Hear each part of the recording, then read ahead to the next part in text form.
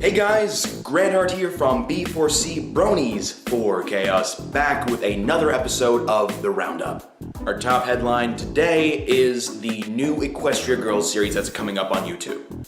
Now the first time I saw this was like there was some trailer on Netflix, like, oh, there's gonna be a new a Netflix series I'm gonna have to watch, alright. But no, it seems like they're going instead for YouTube. I'm guessing it's gonna be YouTube Red, but we haven't seen any YouTube Red logos or anything, so I'm assuming maybe it's just gonna be like the Equestria Girls shorts we've seen now and again. You can check out the trailer at the link in the description, as well as a link to an article by Paradox Brony who covers a lot more details. But we're just gonna get a lot more High School Musical MLP characters, and we see a lot more of the classics like Fluttershy's brother and Timber. Yeah, he's coming back. He's coming back. I don't know, Legends of Everfree was enough Timber for me. But anyway, generic love interests and creepy love interests aside, that's the new series.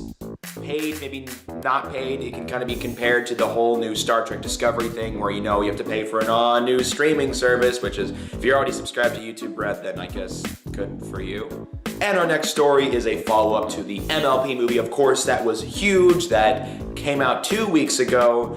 Overall, at least by the Brony audience, or the target audience, it did pretty well. It's got a 6.5 out of 10 on IMDb, and on Rotten Tomatoes, we've got 45% on the tomato meter, but on the audience score, we got an 85%.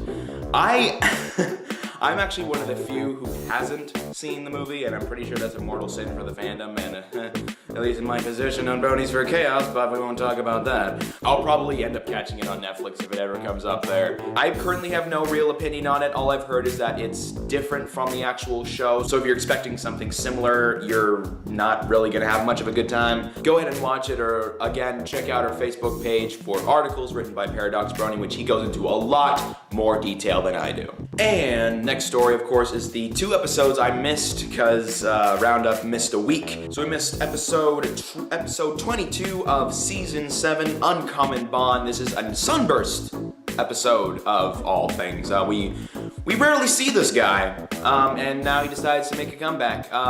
Great episode. I highly advise you check it out. Second episode is a part of the 2-parter, I'm guessing part of the finale, which is, of course, Shadow Play Part 1. And Star Swirl the Beard, it's coming in on this one. This is gonna be a crazy finale, especially considering, the finales and the season openers that we've had for the past couple seasons.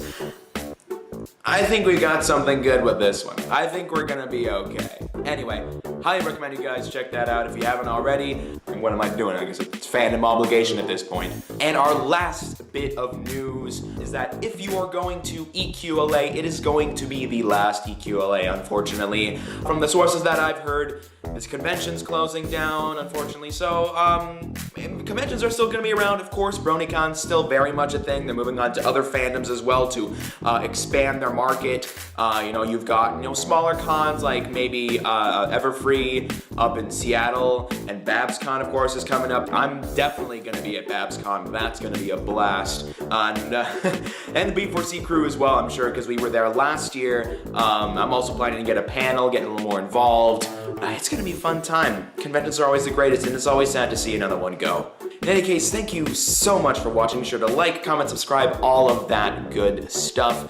I have been Grant Hart, this has been the B4C Roundup, and I will see you next time.